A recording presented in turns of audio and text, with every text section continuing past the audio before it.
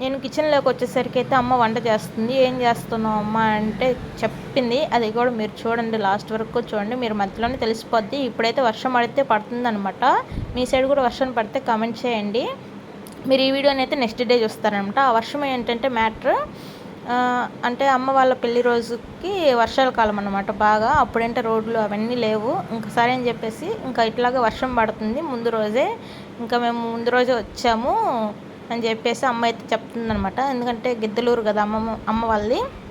ఇంకా అక్కడి నుంచి వచ్చేసి ఇంకా అన్నీ చేసేదనమాట. అట్లా వర్షం పడింది అంటే తర్వాత రోజు పెళ్లి రోజు అనమాట. మీరు ఈ వీడియో చూసే రోజు అయితే ఇంకా శనగపిండి అంతా కలిపిన తర్వాత వాటర్లో దాంట్లో వేసిందనమాట. అప్పుడు ఇట్లా కర్రీ అయితే రెడీ అయిపోతుంది. నేను అది చూసుకుంటున్నాను. అమ్మ అయితే కింద చపాతీలు పిండితో పూరీలు అయితే చేస్తుందనమాట.